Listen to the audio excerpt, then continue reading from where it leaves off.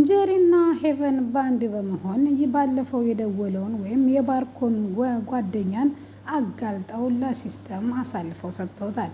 ባለፈው ሳምንት ቤተሰቦቿ ፊት አንገቷን ስላስደፋት እውነቱ መታወቅ አለበት፣ እኔ ይሄ ልጅ አለቅም ወይም ይሄ ተምች የሆነ ልጅ ሴራ ነው በማለት ደፋ ቅና ያደረገችውን መረጃ ለወንድሟ ስታሳየው ያየው ማመን ያቃተው። ባለፈው ሳምንት የደበደቡት ወይም ሊደበድበው የነበረው እሱ በከፈለው ሰውዬ ስለነበረ ስለሚያውቅ እህቱንም መልሶ ችግር ውስጥ እንደወደቀች በሱ ምክንያት ሳይ በጣም ከፍቶታል። ሲስተም አሰላሙ አለይኩም ወራህመቱላሂ ወበረካቱ። ውድና የተከበራችሁ የፍቅር ጎጆ ቤተሰቦች እንዴት አደራችሁ? እንዴት ዋላችሁ? ሁላችሁንም እንደ ሰዓት አቆጣጠራችሁ ሰላም ባልያለሁ። ዛሬ ሲስተም እና ጄሪን ክፍል 16ን ይዤላችሁ መጥቻለሁ እና እንድትከታተሉ በአክብሮት ጋብዛለሁ። ወዳችሁና ፈቅዳችሁ ስለምትከታተሉ ከልብ አመሰግናለሁ። ለዚህ ቻናል አዲስ ከሆናችሁ ሰብስክራይብ እያደረጋችሁ ብታበረታቱ፣ ላይክ፣ ሼር ብታደርጉ ከእናንተ የሚጨምረው የሚቀንሰው ምንም ነገር የለ። ለእኔ ግን ትልቅ ጨምርልኛንም ትልቅም ጥቅም አለው ማለት ነው። ስለዚህ ቫይራል እንዲወጣልኝ የቻላችሁትን ያክል ሼር እና ለሰዎች አስተላልፉልኝ ማለት ነው። ባለፈው ሳምንት እንደምናስታውሰው ጄሪ ስልኩን ሲዘጋባን ነበረ ያለች። በዛ ልጅ የተነሳ በጣም ስትብከነክን ነበረ። ወደ ትምህርት ቤት ስትሄድም ጓደኛዋን ሄቨንን እንዲህ በማለት ትመልስላታለች። አንገቴ ፊት ቤተሰቦቼ በፊት ነው እኮ ያስደፋኝ፣ እንዴት ነው እንደዚህ ማድረገው? ዝምማን አለም ነፃነቴን ማውጣት አለብኝ በማለት ወይም ንጽህናዬ መውጣት አለበት በማለት እንግዲህ እሷ ካኬ ዘራፍ ትላለች። እሷም እንግዲህ ምን ልርዳሽ ስትላት ሄቨን ጓደኛ እሷም የስልኩን ሰጥቼሽ አውሪውና እንገናኝ ብሎ እሱን ለባሮክም ሲደውሉ ባሮክ እንግዲህ ያላቸው ነገር እኔ ካፌ ላይ ወይም መዝናኛ ቦታ ሴት ልጅ አልቀጥረም፣ እኔ የምቀጥረው ያው ሆቴል ነው ወይም አልጋ ቤት ነው ነበረ። ሄቨን ስታሰማ ይሄን በጣም ደንግጣ ስልኩን ትዘጋዋለች። ምክንያቱም ለእሷ ይሄ ነገር አዲስ ነገር ነበረ። እንደምንም ብላ ድጋሚ ከደወለ ተረጋግታ እንድታወራው ካደረገች በኋላ እዛ ሆቴሉ እንደሚገናኙ ቃል ትገባለታለች። እሱም ሰዓቱን ጠብቆ ወደ ሆቴሉ ሲያቀና በሩ ጀርባ ላይ ተቀምጫለሁ፣ ምክንያቱም ወደ ሆቴል እኔ ገብቼም አላቅም ብቻዬን ነኝ ትለዋለች። ወይም ብቻዬን ገብቼ አላቅም ስትለው እሱም ችግር እንደሌለው እና መጥቶ እንደሚወስዳት ትነግረዋለች። እሷም እንግዲህ እዛ ቆማ እያወራች እንዴት ተዋወቁ፣ ወደ ትምህርት ቤት ስትገባ ስትወጣ አከታተልሃለሁ፣ በጣም ነው የምወድህ፣ በጣም ነው የማፈቅርህ እያለች የፍቅር ሽንገላዎች ትንሽ ካለችው በኋላ ጄሪ ለመረጃ የሚሆናትን ፎቶ ካነሳች በኋላ ተኩላው በማለት ትደውላለች። እኔ ደግሞ አሞራው ነኝ፣ ስለዚህ ተኩላው ስለ አቤት በልትልና እንግዲህ አቤት ትላለች ማለት ነው። ሄቨን አቤት ስትልም እንግዲህ ከአሁን ካለሽበት መቀየስ ትችያለሽ፣ ምክንያቱም አሁን እኔ አባትሽ እሆናለሁ፣ በቃ አባዬ ብለሽ ቻው ብለሽ አባቴ የቤት መጣ እየፈለገኝ ነው ብለሽ ተቀየሽ ትለታለች።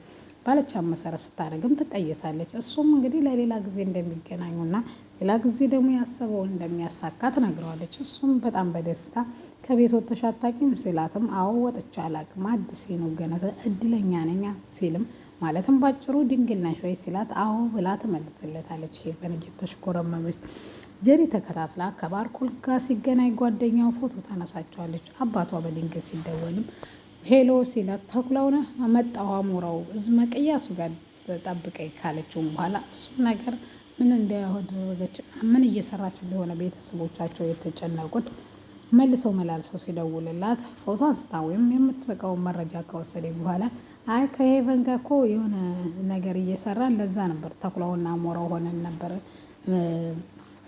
ስለላው ምሰረው ትለዋለች ማለት ነው።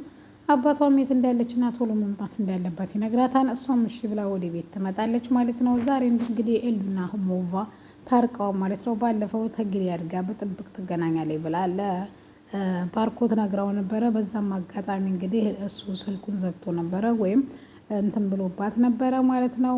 ሲስተም ጋር አጋጭታቸዋለች ወይም እሱም ራሱ ባርኮት ራሱ ተጣልታለች ማለት ነው። ስለዚህ ያን የተነሳ መንገድ ላይ ትምህርት ቤት አልሄድም ብላ ቁጭ ብላ መንገድ ላይ ቁጭ ብላ ታለቅሳለች።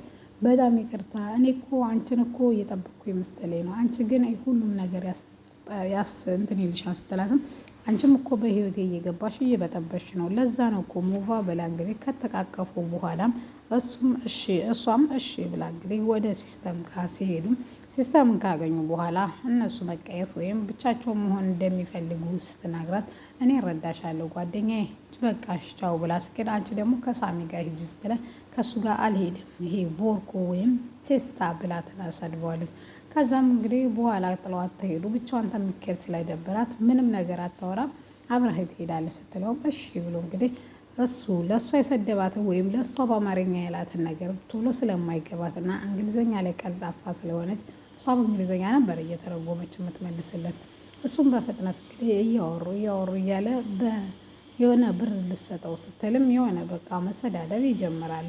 ብር አለመስጠት ነው እንደዚህ የምትይው አይደል በማለት እንግዲህ መልሰው መልሱን ይሰጣታል። እሷም እንግዲህ ትናደድና ልትመታው ስትል እጇን ይዛታል። ባለፈውም ስትመጪ ጸጥ ያልኩሽ አክብሬሽና ወድጀሽ ነው እንጂ እኔ ወንድ ልጅ ነኝ፣ ሴት የምትመታኝ አይደለም በላ እጇን ከእጁ ላይ ወይም ለቀቅ አድርጎ በቃ ድጋሚ ማየት አልፈልግም አንቺን ብሎ ጥሏት ይሄዳል። እሷም በጣም ተናዳይ ትሄድና ለጓደኛ ለሞቫ ሁሉንም ነገር ትነግራታለች። ወደሽዋን ስትላት አልወደድኩትም ግን ማግኘት አለብኝ ብላ ይሄን ራሱ ስለጠየቀቻት በጣም ተናዳ ጓደኛዋ በድጋሚ ትታት ትሄዳለች። ጓደኛዋን ለማግኘት መታ ይሄ ሁሉ እንግዲህ ሲስተምና እንግዲህ ኤልዱ ደግሞ አባቴ ቢመጣ ፍቅረኛ አይደለችም ብለህ ትከዳለህ ሲለውም አባትሽን ቢመጣ ማንም ቢመጣ እንኳን ሽጉጥ አባትሽ ቢደቅኑብኝ መድፍ ቢተካም እንግዲህ አንቺ ፍቅረኛ ናት፣ አላንቺ እኮ መተንፈስ አልፈልግም አልችልም እያለ የፍቅር ጣላቶችን ያዘንብባታል።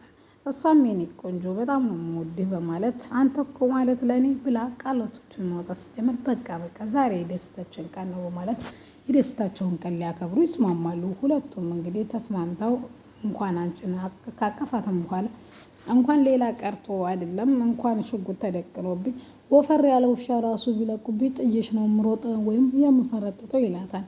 ወደ ጓደኛው ሳሚን ሲመጣም እንግዲህ ብር እንደሚፈልግና እንደደበረው ሲነግረውም እሱም ያደረሰበትን ብር ይሰጠዋል። በጣም አመሰግናለሁ ወንድሜ ብሎ ብሩን እንግዲህ ይዞ ግን ሲጃራ መጠጣትህን አቆም ሲለውም እሱም ወይም ችኮችን ለመጥበስ ግዴታ ሲጃራ ማጥበስ አለብህ ወይም ማጨስህን ማቆም አለብህ ይለዋል ማለት ነው ሲስተም። እሱም እንግዲህ እየሞከረ እንደሆነ ይነግረዋል ማለት ነው። አባትየው ወይም ደግሞ